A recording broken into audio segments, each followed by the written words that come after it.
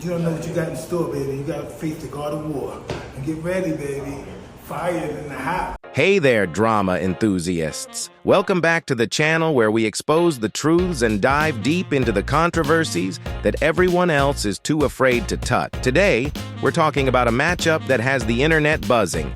Jake Paul versus Mike Tyson. Yep, you heard that right. And believe me, it's every bit as disastrous as it sounds. So grab your popcorn because we're about to dissect why this fight is a horrendous idea and why Jake Paul in particular is setting himself up for an epic failure. Let's start with the obvious. Jake Paul, YouTube's favorite enfant terrible. This guy has a track record longer than his list of clickbait videos. From scamming kids with dubious merch to his obnoxious and often offensive antics, Jake has always thrived on controversy.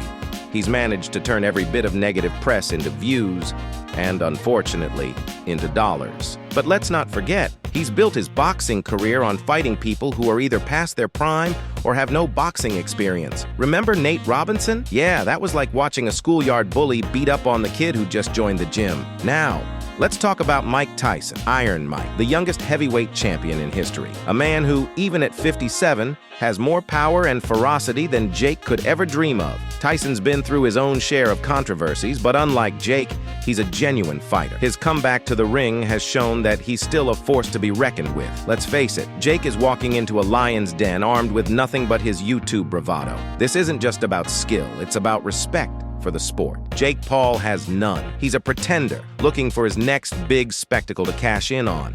And challenging a legend like Mike Tyson? That's beyond disrespectful. It's delusional. Jake thrives on controversy, on being the loudest voice in the room, but this time, his ego has written a check that his body definitely can't cash. He's underestimating Tyson, thinking that age and a long hiatus will work in his favor. Spoiler alert, it won't. Here's the brutal truth. This fight is a horrible matchup. It's a circus act designed to feed Jake's ego and bank account, but it disrespects the sport of boxing. Mike Tyson, even in his late 50s, is still a dangerous opponent.